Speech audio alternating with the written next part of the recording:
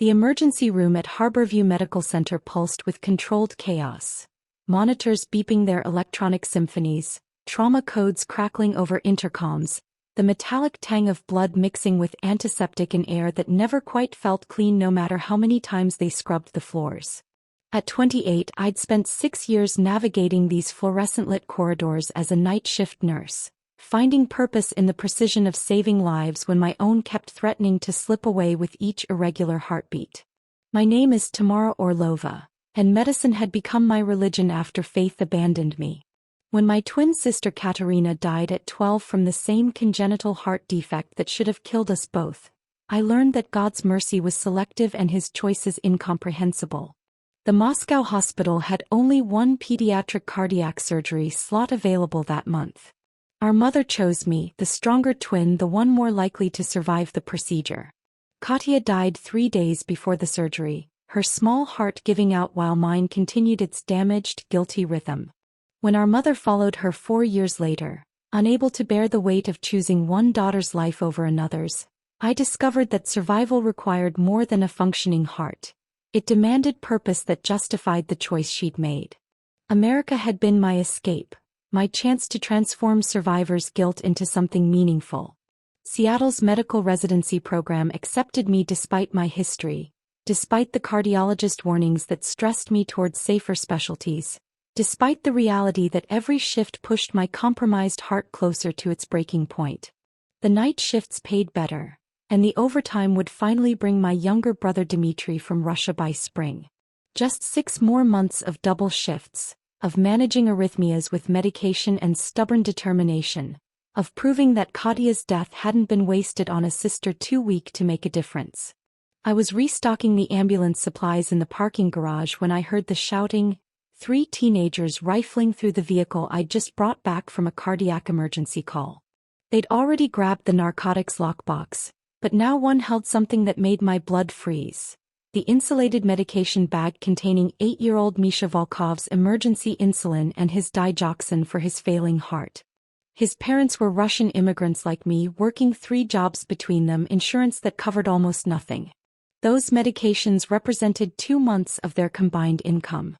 Put that back. The words left my mouth before tactical thinking could intervene. Whatever else you take, that child needs those medications to live. The tallest one, maybe 17, with the hollow-eyed look of someone deep into addiction, laughed as he backed toward the garage exit. Then somebody better pay up. These look expensive. I moved without thinking, my nursing instincts overriding every warning my cardiologist had burned into my brain about physical exertion and emotional stress. Don't run. Don't fight. Don't let your heart rate spike above 140.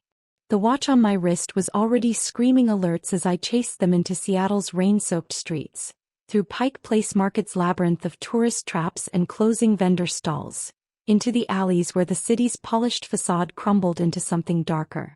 The pain started as pressure, a tightening band around my chest that I recognized with the clinical detachment of someone who'd felt this particular warning too many times before. Ventricular tachycardia. The irregular rhythm that signaled my heart's electrical system was about to cascade into failure. I had maybe 3 minutes before consciousness fled, 5 before permanent damage, 8 before death. I should have stopped. Should have called 911. Should have let those medications go and trusted that somehow, someway, Misha's family would find a solution that didn't require my corpse as collateral damage. But Katya's face flashed through my mind. My mirror image, my better half, the one who should have received that surgery slot because she'd been kinder, sweeter, more deserving of the choice our mother had been forced to make. And I thought about all the years I'd spent trying to earn the life I'd been given instead of her, trying to save enough people to balance the cosmic scales that condemned her to death at 12. The thieves scattered as I collapsed against rain-slicked brick, the stolen medications tumbling from nervous hands onto filthy pavement. My vision tunneled to gray as Seattle's perpetual rain hammered down like frozen needles, each drop a small violence against skin going cold and numb. The watch on my wrist had stopped screaming. Either the battery died or I was too far gone to hear it anymore. This is it, I thought with something approaching relief. Finally, Katya. Finally, I can stop trying to be worthy of the choice Mama made. That's when I saw him.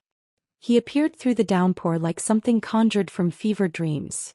Impossibly tall, pale as winter moonlight, wearing what looked like a tailored black coat that belonged in a different century. But it was his eyes that stopped my dying heart's final stuttering beats. Crimson red, glowing with predatory intensity, ancient beyond measure and fixed on me with an attention that felt like being dissected by starlight. He moved with fluid grace that defied physics, crossing 20 feet of alley in a single breath, kneeling beside my failing body with the careful precision of someone handling something fragile and infinitely precious. His hand touched my face, freezing cold like touching marble in winter, and when he spoke his voice carried the weight of centuries compressed into velvet darkness. Not yet, Tamara Orlova. Your story doesn't end here. The last thing I felt before consciousness fled was his wrist against my lips, the taste of something ancient and powerful flooding my mouth, copper and midnight and promises that terrified me more than death ever could. Then darkness claimed me, and with it, the last remnants of the ordinary life I'd spent 28 years trying to justify. I awakened to silk sheets that cost more than my monthly rent and morning light that should have been impossible. My last conscious memory was rain and dying and crimson eyes promising salvation I hadn't asked for. Now I lay in a bedroom that belonged in European castles rather than Pacific Northwest reality, floor-to-ceiling windows overlooking Puget Sound's gray-blue expanse, furniture that whispered of centuries rather than IKEA showrooms, walls adorned with original artwork that museums would kill to acquire. The pain was gone. Not just diminished or manageable but completely, impossibly absent. I pressed fingers to my chest where the crushing agony should still be radiating, found only steady rhythm beneath my palm. My heart, my traitorous, damaged, guilt-ridden heart that had threatened failure for 16 years, beat with mechanical perfection that felt more terrifying than any arrhythmia I'd ever experienced. Then the other changes registered. Every sound amplified to painful clarity. I could hear conversations happening floors below, traffic on distant streets, the rhythmic pulse of something living in the walls that I recognized with clinical horror as rats moving through the mansion's infrastructure. Scents layered the air in ways my brain couldn't process. Aged wood and old blood and something metallic that tasted like copper on my tongue. And the hunger gnawing at my stomach felt nothing like missing meals during double shifts. This was something older, deeper, infinitely more dangerous. You're awake. His voice came from the doorway, smooth as aged whiskey, touched with an accent I couldn't place. I wasn't certain you would be. The transformation doesn't always take. I sat up too quickly, and the room didn't spin the way it should have after cardiac arrest and whatever else had happened in that alley. The man from the rain stood silhouetted against Gothic architecture, looking exactly as impossible in daylight as he had in darkness.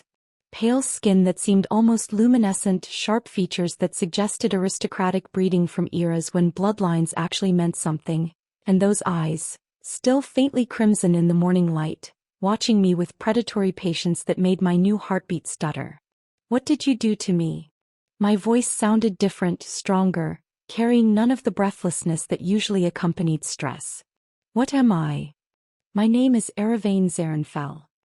He moved into the room with that same fluid grace, settling into a chair position to maintain comfortable distance while ensuring I couldn't reach the door without passing through him.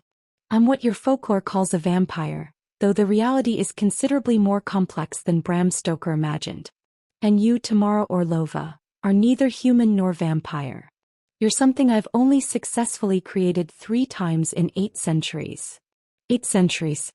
The number should have been absurd, but looking at him, at the way he held himself with casual authority that spoke of multiple lifetimes accumulating power, I believed him completely. My medical training screamed that this violated every principle of biology and physics, yet my heart's perfect rhythm and the supernatural clarity of my senses suggested that impossible had just become my new baseline reality. I gave you my blood, Eravain continued, his tone carrying the weight of confession. Your heart was seconds from final failure. I should have let you die. Taking humans into our world violates considerable supernatural protocol. But I've been watching you for months, Tamara. Your determination to save others despite your own failing body.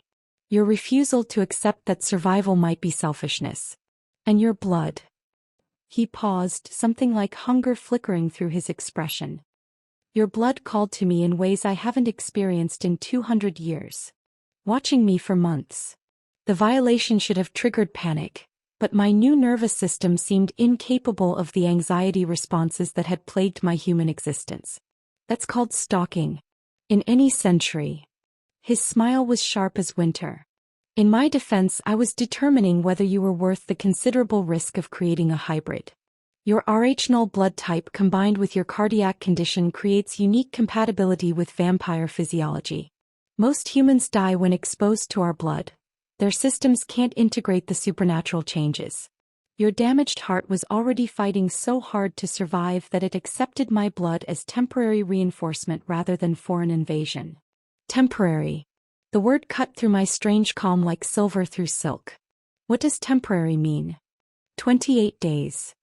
Eravain's expression remained carefully neutral, but I caught something like regret flickering through those ancient eyes. A lunar cycle. My blood will strengthen your heart, eliminate your arrhythmias, give you enhanced abilities that bridge human and vampire physiology. But at the end of that cycle you must choose. Complete the transformation into full vampire, or my blood will consume you from inside as your human biology tries to reject what's keeping you alive.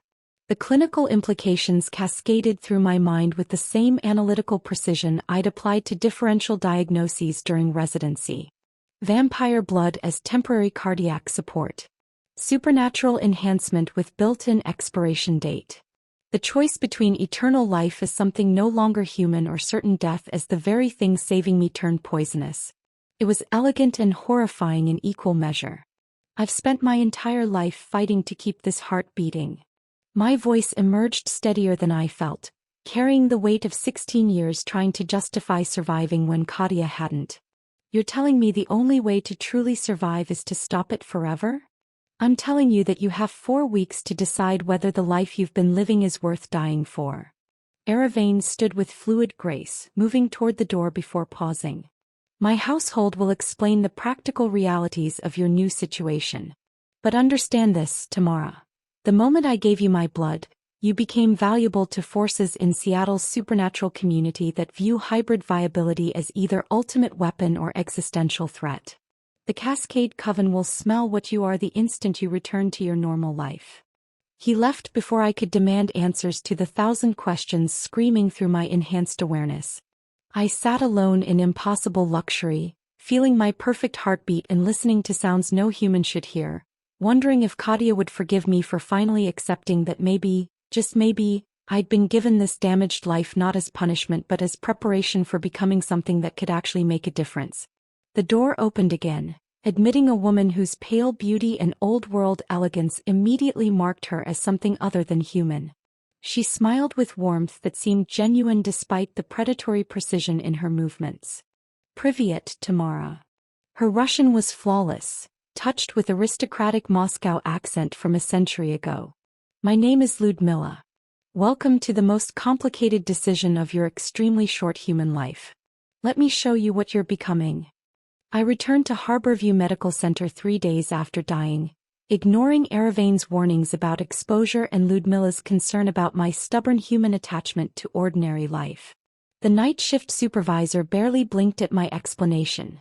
Severe arrhythmia requiring emergency intervention, some experimental treatment at a private clinic, doctor's clearance to return to work. In a hospital perpetually short-staffed, questions about miraculous recoveries took backseat to gratitude for another set of competent hands. Irina Kozlova found me restocking the medication cart in the ICU, her familiar face lighting with relief that felt genuine enough to make my enhanced senses question whether anything had truly changed between us. We'd met during nursing school orientation 5 years ago. 2 Russian immigrants navigating American medical bureaucracy with dark humor and shared determination to prove that accents didn't diminish competence. She'd been my anchor through residency's brutal hours and the isolation of being foreign in a country that loved immigrants in theory more than practice. Boshe moi, Tamara. She pulled me into a hug that my new awareness catalogued in uncomfortable detail. Her pulse elevated with genuine concern, breath carrying traces of the Turkish coffee she consumed obsessively during night shifts, subtle tremor in her hands that spoke of exhaustion or stress. When you didn't answer your phone for 3 days, I thought. I was about to file a missing person report. Severe arrhythmia. I repeated the rehearsed explanation, pulling back to meet her eyes while carefully controlling the predatory instincts Koji had warned me about. Collapsed during my run home. Some private cardiologist found me, got me into an experimental treatment program. Apparently my Rh-null blood type made me eligible for some kind of stem cell therapy that... Wait. Irina's expression shifted into the analytical focus that made her exceptional at differential diagnosis. Stem cell cardiac regeneration isn't past animal trials. What clinic? What doctor? The questions felt invasive in ways I couldn't articulate, her interest pushing past friendly concern into territory that made my enhanced instincts scream warnings I chose to ignore. This was Irina. My best friend, the person who'd held me together through grief and exhaustion, who understood the particular loneliness of being competent in a language that would never feel like home. Private research facility in Bellevue. The lies came easier than they should have, smoothed by whatever supernatural changes were rewriting my humanity. Very exclusive. Very expensive. But they're covering costs because my case is so unusual. Before she could press further, the ICU charge nurse called my name. Young Misha Volkov was asking for me, his mother insisting that only Nurse Tamara could handle his foreplacement because everyone else made it hurt. I escaped Irina's scrutiny with relief that tasted like cowardice, heading toward the pediatric wing where an 8-year-old's trust felt infinitely safer than my best friend's increasingly uncomfortable questions. Misha's smile when I entered his room nearly broke whatever remained of my human heart. He looked smaller than when I'd last seen him 2 weeks ago, the congenital heart defect and chronic illness stealing childhood with methodical cruelty. His mother stood beside the bed with the exhausted determination I recognized from every immigrant family fighting to save their children with resources that never stretched far enough. Nurse Tamara. His accent was pure American despite his parents' Russian heritage. That beautiful adaptability of children who belonged everywhere because they'd never truly belonged anywhere. They said you were sick. But you look better. You look different. The foreplacement went perfectly. My new awareness letting me sense the vein's exact location, my enhanced precision making the needle insertion completely painless. I watched with clinical fascination as my hands moved with confidence I'd never possessed. My medical training amplified by supernatural enhancement into something approaching preternatural competence. Misha didn't even flinch, and his mother's grateful tears felt like vindication for every risk Eravain's blood had created. That's when the hospital's fire alarm started screaming, and my enhanced senses caught the scent of something ancient and predatory moving through the parking garage 5 floors below. The evacuation chaos provided perfect cover for violence. I was escorting Misha's family toward the emergency stairs when I felt it. That particular shift in air pressure that Ludmilla had warned meant hostile vampires entering territory they knew was protected. 3 of them materialized from shadows that shouldn't have existed under fluorescent lighting, moving with coordinated precision that spoke of military training applied across centuries. The tallest one smiled with predatory elegance, his French accent carrying old-world sophistication and modern menace. The hybrid. Severin will be pleased we found you so quickly. Eravain appeared between one heartbeat and the next, his violence so swift and brutal it seemed almost artistic. He moved through the 3 vampires like death choreographed by someone who'd perfected killing across 800 years, his hands and teeth finding vulnerabilities with precision that transcended mere martial skill. Blood-painted hospital walls in patterns that would traumatize cleaning staff for months, and I watched with the detached clinical interest of someone whose horror responses had been chemically neutralized by supernatural enhancement. When it ended, Eravain stood among bodies that were already beginning to dissolve into ash. Koji had explained that younger vampires lacked the cohesion to maintain physical form after true death. His expensive coat ruined and a deep gash across his shoulder leaking blood that smelled like copper and midnight. My medical training overrode supernatural etiquette. I pulled him into an empty examination room, my hands already cataloging the wound's depth and the strange way his flesh was trying to knit itself closed around what looked like silver fragments embedded in muscle tissue. The knowledge came instinctively: silver poisoning vampire regeneration, needed removal before healing could complete. My hybrid blood might counteract the toxicity if applied directly. This is going to hurt, I warned, reaching for surgical tools with hands that no longer trembled during procedures. His laugh was dark velvet and genuine amusement. I've survived worse pain across 8 centuries, Dorothea. Do what you must. I worked with the focused precision that had carried me through residency's most brutal traumas, extracting silver fragments while analyzing the impossible biology of vampire tissue regeneration. When the last piece came free, I pressed my bleeding palm against his wound without conscious thought, some instinct suggesting that hybrid blood might accelerate healing where regular human contact would be useless.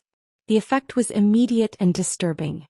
His flesh knit closed under my hand with visible speed, the wound sealing in seconds rather than the minutes or hours vampire healing typically required.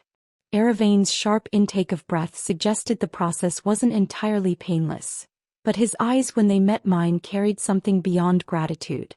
Hunger and fascination, and the dawning realization that I represented something far more valuable than either of us had initially understood.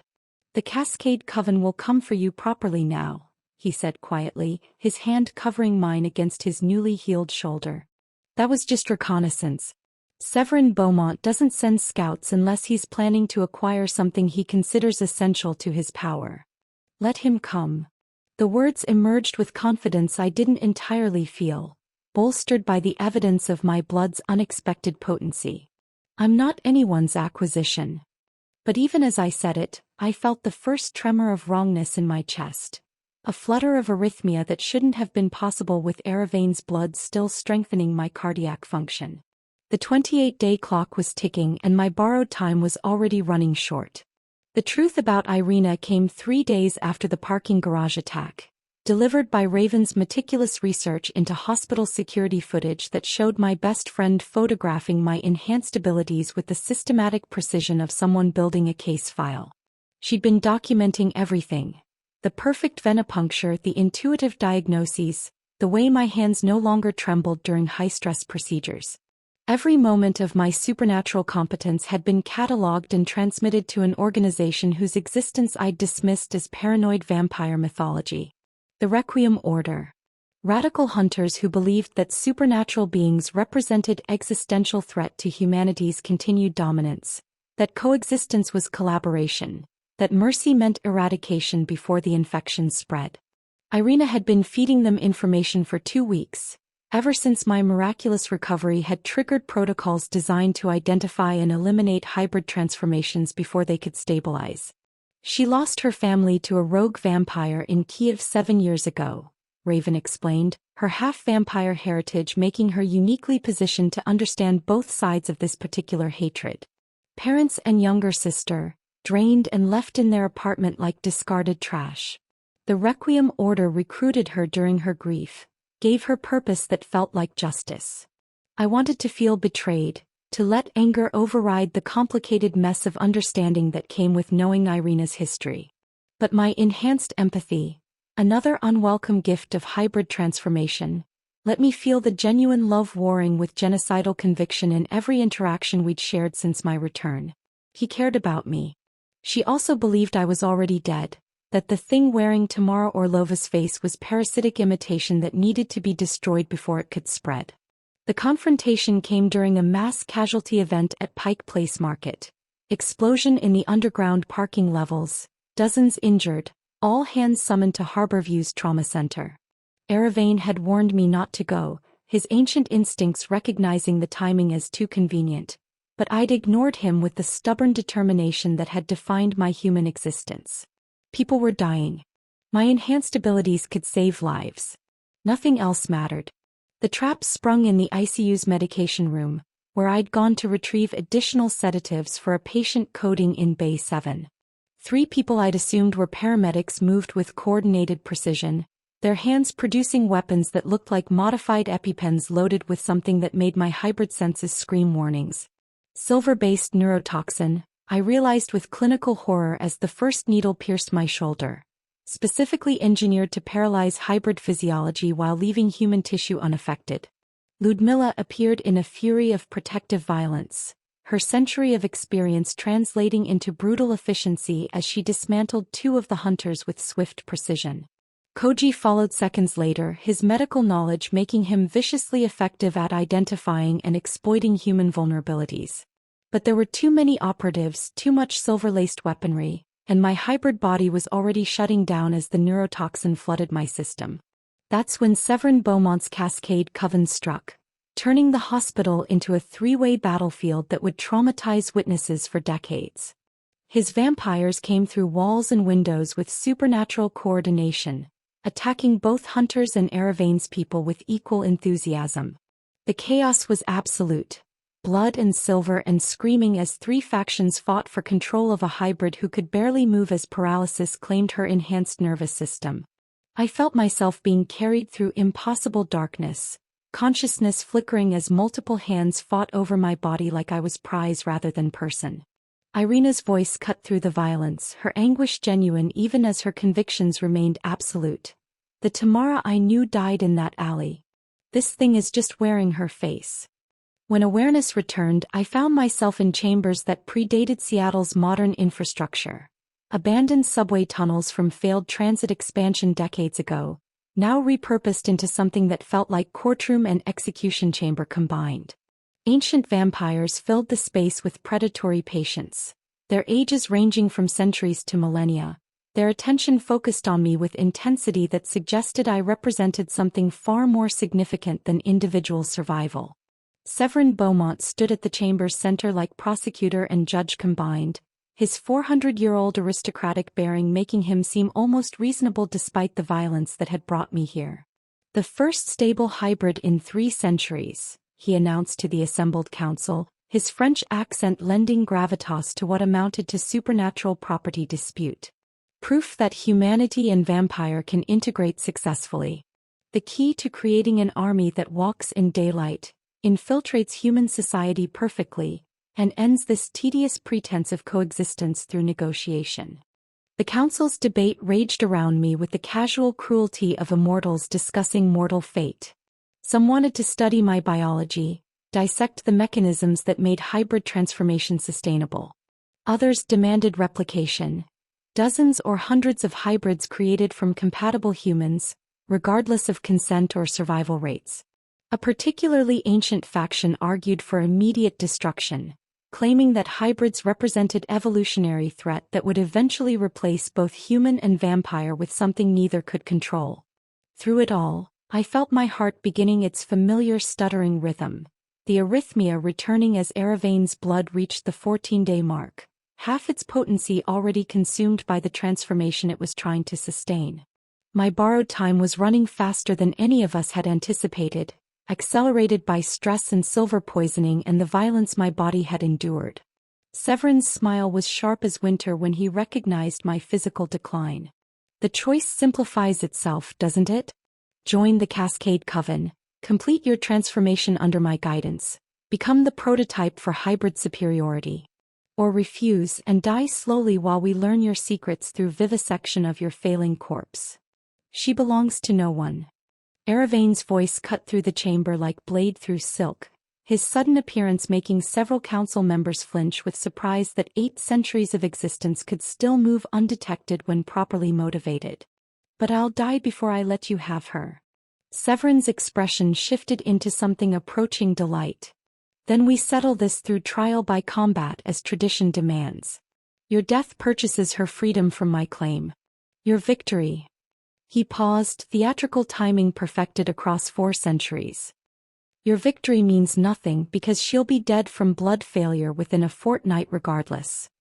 I watched Erevaine's face as he processed the trap's elegant simplicity.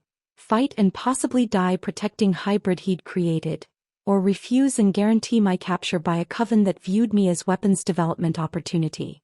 His eyes met mine across the chamber and I saw the confession he couldn't speak aloud in front of the council. He'd fallen in love with the stubborn human who'd chosen duty over survival, who'd saved a child's medication while her own heart was killing her, who'd viewed damnation as acceptable price for continued purpose. I accept your challenge, Eravane said quietly, his words carrying the weight of someone who'd fought and survived countless battles but understood that this one might finally claim what 8 centuries had failed to take.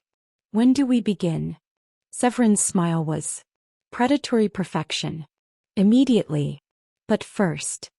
He gestured toward the chamber entrance, where Requiem Order operatives were being dragged in chains by vampire enforcers. Among them, her face pale with dawning horror at what her information had enabled, stood Irina Kozlova, my best friend, my betrayer, the person whose love and conviction had delivered me into nightmare she was finally understanding she couldn't control. Her eyes met mine, and I saw the moment her certainty crumbled into recognition that monsters weren't always defined by species, that sometimes the greatest evil came from people who believed their hatred was holy, their genocide was mercy, their love was justification for destroying what they couldn't save. I made a mistake, she whispered, the words barely audible over the council's anticipatory murmuring. Tamara, I made a terrible mistake. Please, someone help her. But her plea came too late, spoken to a chamber full of immortals who'd long since stopped caring about human regret or the complicated mathematics of redemption earned through betrayal acknowledged. The trial by combat would proceed, my fate balanced on violence between vampires who wanted to possess me for different reasons, and somewhere deep in my failing chest, my borrowed heart continued its irregular rhythm, counting down toward choices I wasn't certain I'd survive long enough to make. The trial by combat began with ritual formality that belonged in medieval courts rather than abandoned subway tunnels beneath modern Seattle. The council cleared a circular space in the chamber's center, marking boundaries with what Raven whispered was consecrated ash, the remains of vampires who'd lost previous trials, their death given permanent purpose as arena demarcation. Eravane and Severin stood at opposite edges, removing their expensive coats with synchronized precision that suggested this wasn't their first formal combat, just the first one where the stakes felt personally devastating rather than merely political. They moved like violence choreographed across centuries. Severin's 400-year-old speed meeting Eravane's 800-year-old strategy in collision that seemed to warp physics around them. Blood-painted ancient stone in patterns that would have been beautiful if they hadn't represented the person I was falling in love with being systematically destroyed by an opponent who viewed killing as artistic expression. My enhanced vision caught every wound, every calculated strike, my medical training analyzing damage with clinical precision even as my failing heart protested the stress of watching someone die for the right to possess me. The pain started as familiar pressure, my chest constricting as ventricular tachycardia returned with vindictive enthusiasm, Eravane's blood finally losing its battle against my body's fundamental determination to fail. I collapsed against the chamber wall, consciousness flickering as my damaged heart remembered why it had been killing me for 16 years. Around me, the council watched with predatory fascination, their attention divided between the combat and my visible deterioration, both spectacles equally entertaining to immortals who'd long since stopped caring about individual suffering. That's when the Requiem Order struck, their assault on the council chambers executed with military precision that suggested months of planning. Explosives shattered entrances I hadn't known existed, flooding the underground space with hunters carrying weapons specifically designed to kill vampires. Silver bullets, UV grenades, something that smelled like concentrated garlic extract weaponized into aerosol form.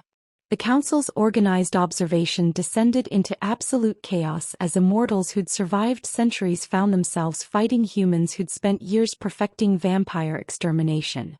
Irina led them, her face set with the same determined conviction that had made her exceptional nurse. That ability to compartmentalize emotion and focus on the task requiring completion. But when her eyes found me collapsed against stone, my heart visibly failing through my chest wall, something in her expression cracked completely. She turned against her own people with the same fierce loyalty that had sustained our friendship through 5 years of shared struggle, her weapon finding Requiem Order targets instead of vampire ones. I was wrong. Her voice cut through the violence, raw with grief and recognition that came too late to prevent catastrophe. Tamara, I was wrong. You're still my friend no matter what you've become.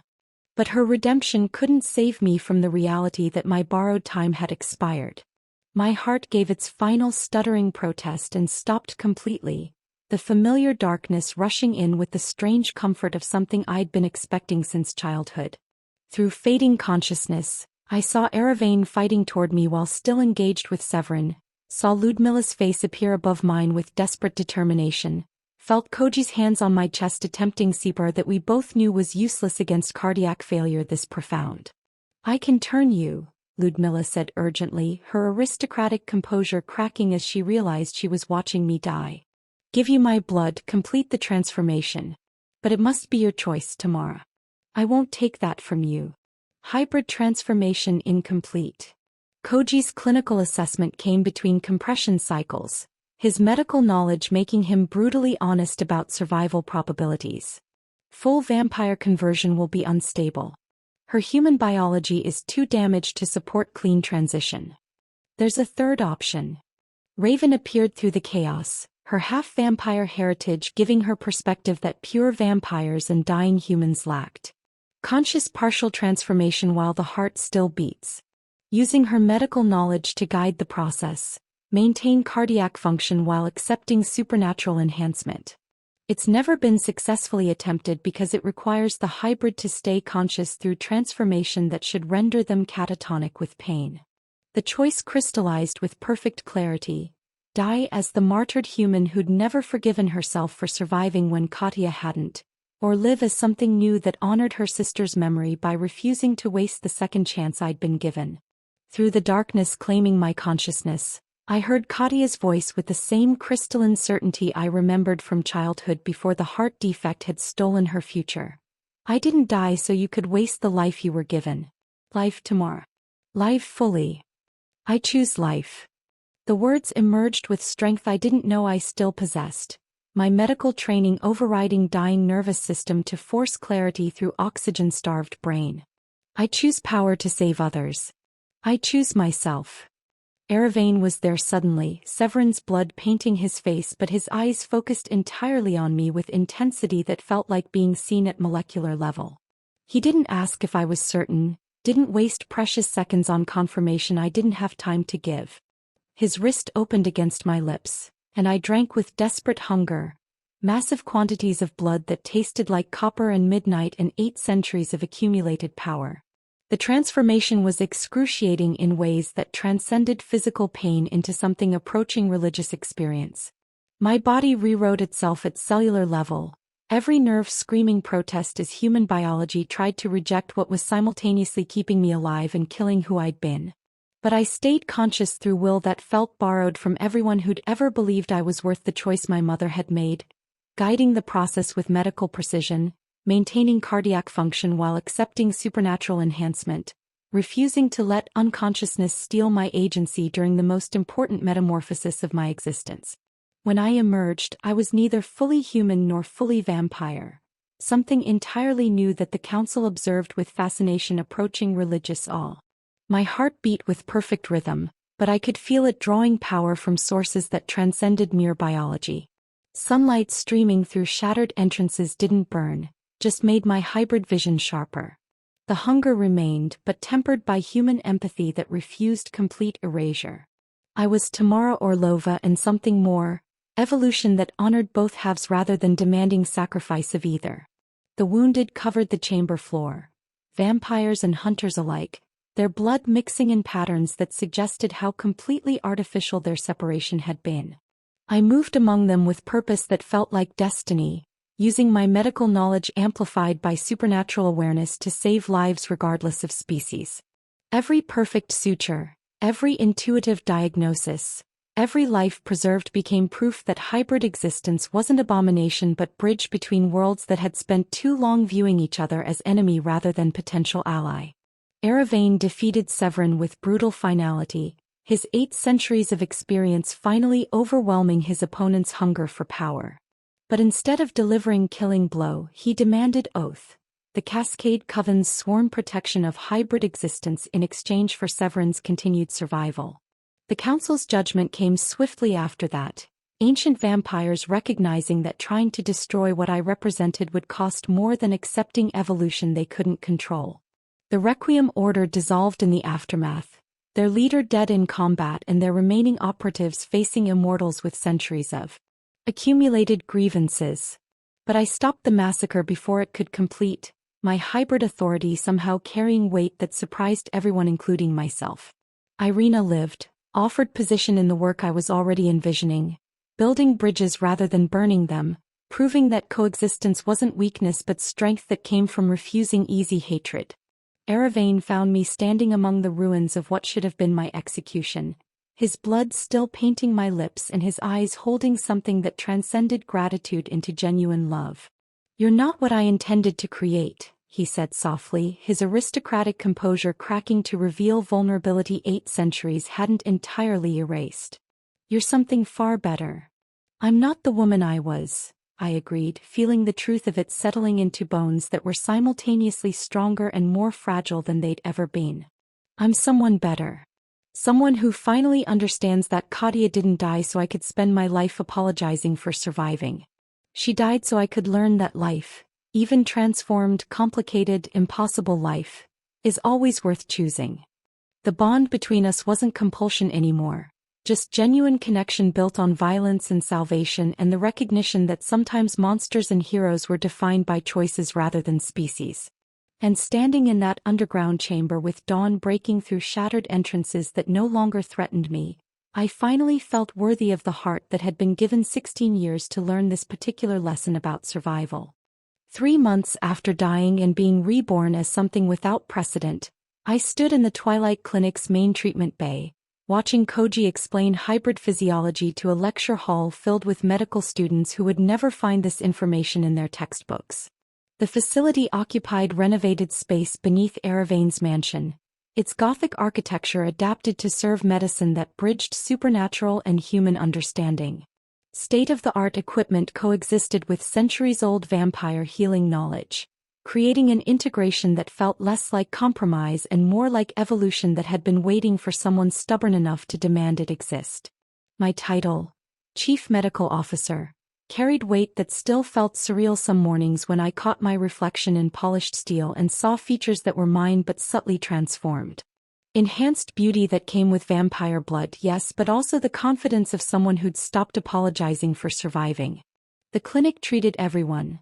Vampires seeking help for injuries that supernatural healing couldn't fully address, humans with conditions that might respond to carefully calibrated vampire blood therapy, the handful of other hybrids we'd successfully created from terminal patients who'd chosen transformation over death, and an increasing number of supernatural beings who'd learned that medical competence transcended species bias. The groundbreaking work happened in the cardiac wing, where my own damaged heart's resurrection had become blueprint for treating human patients with congenital defects. Vampire blood therapy administered under controlled conditions, monitored by physicians who understood both supernatural enhancement and human limitations, could strengthen failing hearts without requiring full transformation. We'd saved 6 children in the past month alone, including a 14-year-old girl from Spokane whose family had exhausted every traditional treatment option. Watching her walk out of the clinic with her mother, both of them crying with relief instead of grief, felt like earning Katia's forgiveness with every healed heartbeat. Irina worked as the clinic's human liaison and security coordinator, her Requiem order training repurposed toward protecting peace rather than prosecuting genocide. Our friendship had rebuilt itself slowly, constructed from honest conversations about trauma and hatred and the complicated mathematics of redemption. She'd lost her family to vampire violence. I'd lost my humanity to vampire salvation.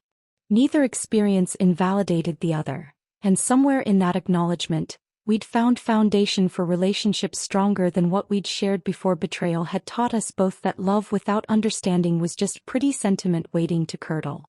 "You forgave me too easily," she'd said during one of our late-night talks, her guilt still raw despite months of proving her commitment to the clinic's mission.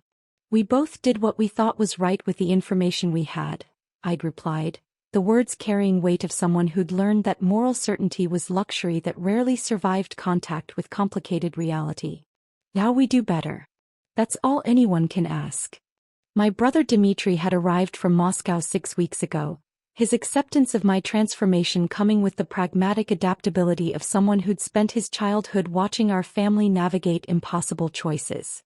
He'd stood in the clinic's entrance, studying my subtly altered features with the analytical precision he'd inherited from our mother, then pulled me into a hug that felt like absolution for every moment I'd spent believing survival made me unworthy of love.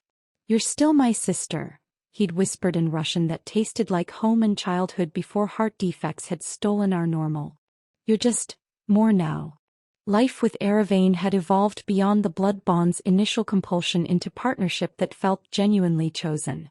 We walked through Seattle during daylight hours, something his 8 centuries hadn't included until my hybrid existence had given him vicarious experience of sun that didn't burn.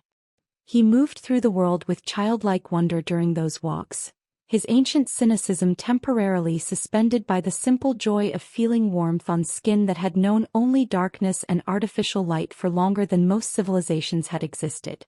The planning for our future included careful research into creating more stable hybrids from compatible humans, terminal patients who might choose transformation as alternative to certain death. The ethical considerations were complex enough to require advisory boards and informed consent protocols that Koji insisted needed to be more rigorous than anything conventional medicine required. We were offering immortality with unknown psychological cost, power that came with hunger that never fully vanished, existence that meant watching loved ones age and die while you remained frozen in the moment transformation had claimed you. But for someone dying anyway, I'd argued during one particularly heated ethics committee meeting, isn't the choice to live, even transformed life, still choice worth offering? The Vampire Council had granted provisional acceptance of hybrid existence, their judgment coming with stipulations about regulation and oversight that suggested immortals were just as bureaucratic as humans when protecting their interests. I spoke at their quarterly gatherings about peaceful coexistence, about the possibility that human and vampire evolution might converge rather than conflict, about the reality that trying to maintain artificial separation was becoming impossible as the world grew smaller and supernatural secrecy grew harder to sustain. I still worked occasional shifts at Harborview Medical Center, maintaining connection to the human world that had shaped me before transformation. The nurses whispered about my miraculous recovery and subtle changes they couldn't quite articulate, but hospital administration cared more about my perfect patient outcomes than metaphysical questions about how I'd achieved them. In both worlds, human and supernatural, I existed as bridge belonging fully to neither but essential to both. Standing at the clinic window during the sunset to sunrise transition that marked my favorite time of day, I watched Seattle's perpetual rain paint the city in familiar gray-blue tones. Eravane joined me with silent grace, his hand finding mine with the easy intimacy of partnership that had been tested by violence and survived stronger. "Any regrets?" he asked, the question carrying genuine curiosity rather than seeking reassurance. "Every day I miss my old life," I answered honestly, feeling the truth of both halves. "Every day I'm grateful for this one." The clinic's entrance chimed with new arrival, a family I recognized from the referral paperwork, their 12-year-old daughter diagnosed with the same congenital heart defect that should have killed me 16 years ago. The parents looked exhausted with the particular desperation of people who'd tried everything conventional medicine could offer and found it insufficient. The girl herself watched me with the wary hope of someone who'd learned that miracles usually came with fine print no one mentioned until after you'd signed away your normal. I smiled with the confidence of someone who'd died and been reborn as proof that impossible was just another word for undiscovered, gesturing them toward my office with hand that retained human warmth despite vampire enhancement. "Let me tell you about some new treatment options." Kadia's death had given me life by teaching me that survival without purpose was just extended dying. Now my transformation gave others hope. The possibility that damaged hearts didn't have to be death sentences, that evolution could happen consciously rather than through random genetic lottery, that choosing to live fully was never betrayal of those who hadn't been given that choice. The rain continued falling outside, Seattle's eternal backdrop to stories that began and ended and transformed into something neither beginning nor ending but perpetually becoming. In my reflection against the window glass, I saw surgical scrubs marked with the Twilight Clinic's logo, features that were mine but enhanced, eyes that carried both human compassion and vampire intensity. And beside me, an 800-year-old vampire who'd learned that sometimes salvation came from the most unlikely saviors. My story didn't end in that alley, I said quietly, squeezing Eravain's hand while watching the rain. It began there. And somewhere in the space between heartbeats, human and supernatural, damaged and healed, chosen and transformed, I finally understood that Katia would have wanted exactly this. Her sister living fully, loving completely, and using the life she'd been given to ensure others wouldn't have to die simply because their hearts didn't beat quite right. The family waited in my office. The rain kept falling. And I walked toward them carrying the weight of second chances earned through choosing life when death would have been so much easier. Ready to offer the same impossible gift I'd been given in that rain-soaked alley where my story had finally, truly begun.